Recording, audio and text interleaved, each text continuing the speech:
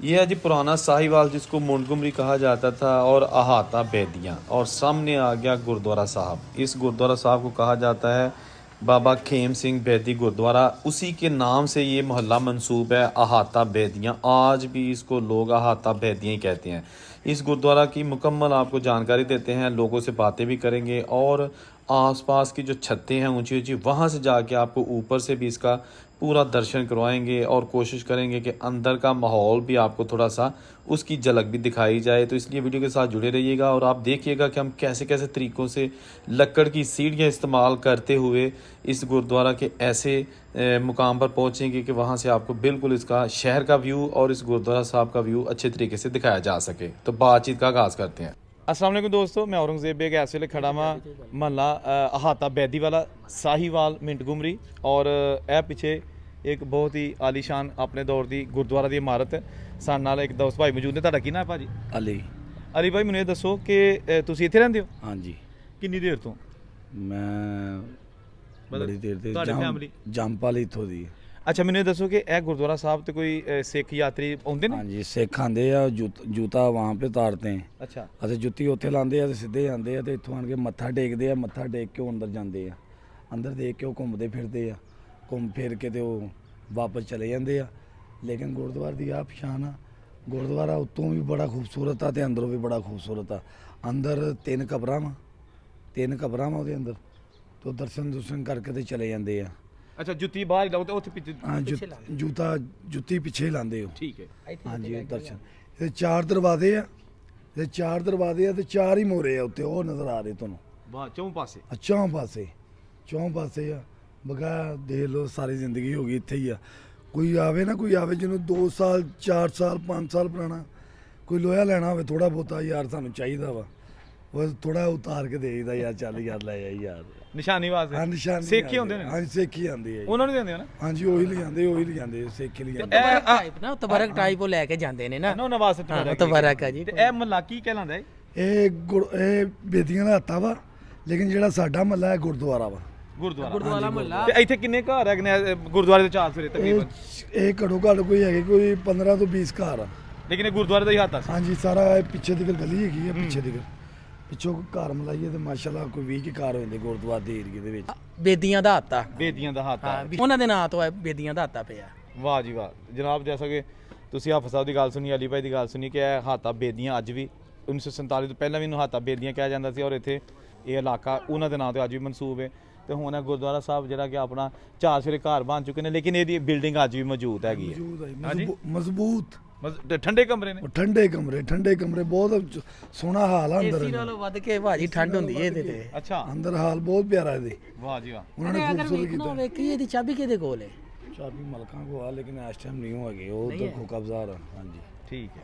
अब हम दिखाते हैं आपको जी गुरुद्वारा साहब का अंदर से थोड़ा सा व्यू, क्योंकि अंदर की चाबियाँ में नहीं मिली, लेकिन खिड़की से देखने की कोशिश करते हैं। ये जनाब आ गए खिड़की के पास, और ये जूम करके आपको दिखा रहा हूँ। ये देखिएगा 1947 की निशानी दोस्तों। ये दर्शन कर लीजिएगा गुरुद्वारा साहब साहिवाल मुंडगुमरी। ये बहुत बड़ा गुरुद्वारा है, इसके साथ एक समाध भी है, वो भी आपको दिखाएंगे। अब आगे चलते हैं छत पर। अब देखिएगा कि कैसे कैसे रास्ते जो है ना वो आएंगे, और छत पर जाने के लिए जो मालकान है उन्होंने पूरा तावन किया। ये जनाब देखिएगा, वहाँ ऊपर से जनाब आपको पूरा इसका एक नज़ारा दिखाते हैं। बाबा खेम सिंह बेदी साहब, जिनका जन्म हुआ था 1830 को पाकिस्तान के इलाका कलर सईता में, और 1905 में वो इस दुनिया से चले गए, और ये उनकी याद में ही गुरुद्वारा साहब बनाया गया है। ये आगे जनाब हम आसपास की जो छतें हैं वहाँ पर, यहाँ से हम बेहतर व्यू दिखाएंगे आपको इस गुरुद्वारा साहब का। ठीक है जी। ये मेरे दोस्त जाहिद कर्मा वाला भाई, इन्होंने खुसूसी तावन किया है ये सारी वीडियोस बनाने के लिए। बहुत ही नफीस और अच्छे इंसान हैं। इसके साथ साथ हाफिज साहब भी हैं, जिस साहब का काउंसलर है, वो भी हमारे साथ हैं। उनका भी बड़ा तावन रहा है, साहिवाल की जानी मानी शख्सियत है। तो ये आ गया जनाब व्यू, क्या बात है। ये आप देख सकते हैं यहाँ से शहर। अच्छा, मुझे बताया गया है कि ये आज से कुछ साल पहले आसपास की जो इमारतें वो घर हैं वो सिंगल स्टोरी थे, डबल स्टोरी नहीं थे। तो ये गुरुद्वारा साहब दूर दराज के इलाकों से भी नज़र आता था। ये इसका ओरिजिनल जो हिस्से हैं वो दिखाए जा रहे हैं, लेकिन अब प्लस्तर टूट फूट का शिकार है। ये गुरुद्वारा साहब जो है ना ये बहुत कदीमी नहीं है, जैसा कि छोटी ईंट से महाराजा रंजीत सिंह के दौर में बनाए गए थे, ये वो नहीं है, ये उसके बाद बना है। तो इसलिए इसमें जो इस्तेमाल हुई हैं मोटी ईंट का इस्तेमाल हुआ है। ये जनाब ये मस्जिद है, मदरसा मस्जिद साथ है, और ये गुरुद्वारा साहब। तो अभी हम जो यहाँ के मुकीन हैं, जो रहते हैं लोग, उनसे भी साथ साथ बात करेंगे, लेकिन पहले मैं आपको इसके मनाजर दिखा दूँ। हाँ जी, ਪੂਰੇ ਮੁਹੱਲੇ 'ਚ ਮੈਂ ਕਿਹਾ ਸਾਰਿਆਂ ਨਾਲੋਂ ਉੱਚਾ ਹੁੰਦਾ ਸੀ। ਸਾਰੇ ਉੱਚਾ, ਹੁਣ ਘਰ ਉੱਤੇ ਹੋ ਗਏ ਹਾਂਜੀ, ਘਰ ਸਾਰਿਆਂ ਨਾਲੋਂ ਉੱਚੇ ਹੋ ਗਏ ਤੇ ਗੁਰਦੁਆਰਾ ਥੱਲੇ ਚਲਾ ਗਿਆ। ਗੁਰਦੁਆਰਾ ਥੱਲੇ ਚਲਾ ਗਏ। ਸਹੀ ਹੈ। ਤੇ ਬੁਰਜੀਆਂ ਜਿਹੜੀਆਂ ਚਾਰੋਂ ਤਰਫ ਲੱਗੀਆਂ ਨੇ ਸਹੀ ਹੁੰਦੀਆਂ ਸਨ? ਹਾਂਜੀ, ਬੁਰਜੀਆਂ ਸਾਰੀਆਂ ਸਾਫ ਸੁਥਰੀਆਂ ਸਹੀ ਹੁੰਦੀਆਂ ਬੁਰਜੀਆਂ। ਤੇ ਗੁਰਦੁਆਰੇ ਦੇ ਵਿੱਚ ਇੱਕ ਫੈਮਿਲੀ ਰਹਿੰਦੀ ਕਿ ਇੱਕ ਫੈਮਿਲੀ ਰਹਿੰਦੀ, ਇੱਕ ਤੇ ਫੈਮਿਲੀ। ਵੱਡਾ ਕਮਰਾ ਇੱਕ ਹੀ ਅੰਦਰ ਇੱਕੋ ਹੀ ਹਾਲ ਆ ਵੱਡਾ। ਅੱਜ ਵੀ ਅਸਲੀ ਹੈ? ਅੱਜ ਵੀ ਅਸਲੀ ਆ। ਜਿਹੜੇ ਕਾਰਨਰ ਨੇ ਜੀ, ਕਾਰਨਰ ਹਾਂਜੀ, ਇਹਦੇ ਵਿੱਚ ਹਾਲ ਬਣੇ ਛੋਟੇ ਛੋਟੇ, 1 2 3 4 ਬਗਾਇਆ ਵਿੱਚ ਹਾਲ ਆ।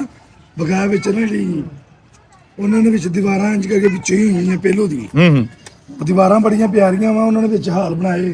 ਪਹਿਲੋਂ ਤੇ ਰਹਿੰਦੇ ਸੀ ਮਲਕ, 5 ਫੈਮਲੀਆਂ ਰਹਿੰਦੀਆਂ ਤੇ 5 ਹੀ ਸਕੂਨ ਨਾਲ ਰਹਿੰਦੀਆਂ ਪਈਆਂ ਸੀ ਇੱਕ ਹਾਲ 'ਚ। ਇੱਕ ਹਾਲ 'ਚ, ਇੱਕ ਹਾਲ ਨਹੀਂ, 4 ਨੁਕਰਾਂ 'ਚ ਵੀ ਆ ਭਾਈ। 4 ਨੁਕਰਾਂ 'ਚ ਵੀ ਕਮਰੇ ਨੇ। ਅੱਛਾ ਅੱਛਾ, ਠੀਕ ਹੈ ਠੀਕ ਹੈ। ਅੱਛੇ।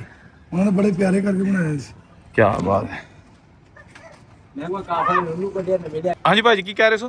ਪੁਰਾਣੇ ਸਿੱਖ ਇੱਥੇ ਆਉਂਦੇ ਸੀ ਨਾ ਜ਼ਿਆਰਤ ਵਾਸਤੇ। ਕਿਦੋਂ ਕੀ? ਨਾਨਾ ਗੁਰੂ ਤਕਰੀਬਨ ਤੋਂ 20 ਸਾਲ ਪਿੱਛੇ ਚਲੇ ਜਾਓ, 15 ਸਾਲ। ਤੇ ਉਹਨਾਂ ਨੇ ਆਪਣੀਆਂ ਜੁੱਤੀਆਂ ਨਾ ਰੇਲਵੇ ਰੋਡ ਤੇ ਲਾਣੀਆਂ ਤੇ ਪੈਦਲ ਜ਼ਿਆਰਤ ਵਾਸਤੇ ਆਣਾ। ਪੁਰਾਣੇ ਬੰਦਿਆਂ ਨੇ, ਪੁਰਾਣੀ ਗੱਲ ਪੁਰਾਣੇ ਮਰ ਗਏ ਆ, ਹਾਂਜੀ, ਹਾਂਜੀ। ਨਵਿਆਂ ਨੂੰ ਪਤਾ ਕੋਈ ਨਹੀਂ ਹੈਗਾ। ਹਾਂ, ਉਹ ਅਕੀਦਤ ਮਤਲਬ ਉਹ ਇhtਰਾਮ ਦਾ ਨਾ ਪਤਾ ਨਹੀਂ। ਆਪਾਂ ਆਪਣੀ ਮਸਜਿਦ ਦੇ ਕੋਲ ਜੁੱਤੀ ਲਾਉਂਦੇ ਨੇ ਕਿ ਚੁੱਕੀ ਨਾ ਹਾਂ। ਜਾਵੇ। ਉਹ ਜੁੱਤੀਆਂ ਰੇਲਵੇ ਰੋਡ ਤੇ ਲਾ ਕੇ ਆਉਂਦੇ ਹੁੰਦੇ ਸੀ। ਵਾਹ ਜੀ, ਇੰਨੀ ਕੀ? ਰੇਲਵੇ ਰੋਡ ਜੀ ਇੱਥੋਂ ਕਮ ਸੇ ਕਮ ਅੱਧਾ ਕਿਲੋਮੀਟਰ ਦੂਰ ਹੈ। ਨਹੀਂ ਆਹ ਰੋਡ ਤੇ ਸੜਕ ਤੇ ਚੱਲ ਜਾਓ। ਮਤਲਬ ਗਲੀਆਂ ਜਾਓ ਨਾ ਤੇ ਹਾਂ, ਬਿਲਕੁਲ ਸਹੀ ਹੈ। ਕੀ ਬਾਤ ਹੈ।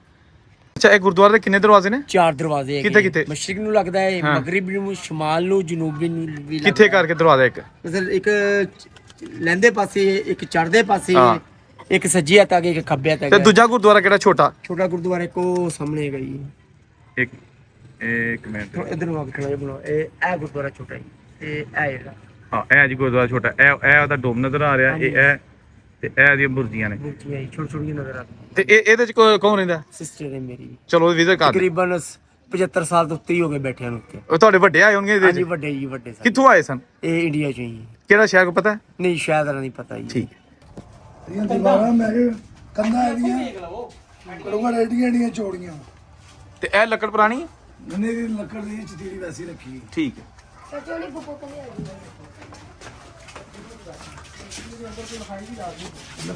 अच्छा, ये मेन गुरुद्वारा साहब है और ये एक छोटी इमारत है, पता नहीं समाध है, इसके अंदर भी जाते हैं आप।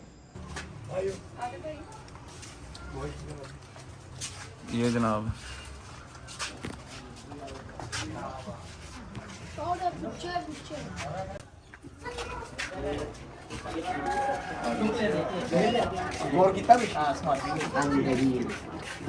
ਆਪ ਤੋਂ ਦੇਖਣਾ, ਉਤੋਂ ਦੇਖਣਾ। ਜਿਹੜੀ ਸਹੀ ਕਰ ਲਓ। ਮਤਲਬ ਕਬਰਾਂ ਸੀਗੀਆਂ। ਹਾਂਜੀ, ਕਬਰਾਂ ਸੀ। अच्छा ਤੁਸੀਂ ਦੇਖੀਆਂ ਨੇ? ਆਹ ਦੇਖਣਾ ਉੱਤੋਂ। ਵੱਡੀਆਂ ਨਹੀਂ ਵੇਖੀਆਂ।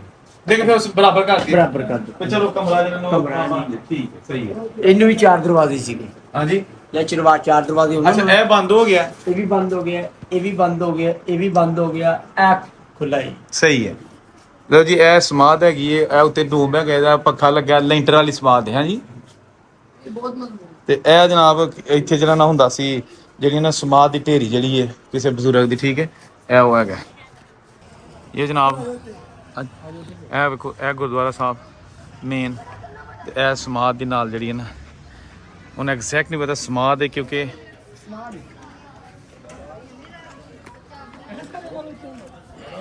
ये जनाब ऊपर आ गए इसके, ठीक है ना, ये इसका बड़ा डूम।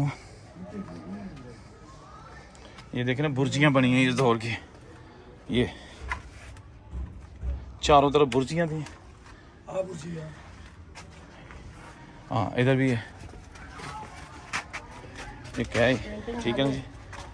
और मेन गुरुद्वारा जी हैगी है। तो दोस्तों, ये थी साहिवाल का गुरुद्वारा की वीडियो। उम्मीद है आपको अच्छी लगी होगी। मज़ीद वीडियोज़ के लिए चैनल ज़रूर सब्सक्राइब कीजिएगा। जहाँ रहें खुश रहें। अल्लाह हाफिज़।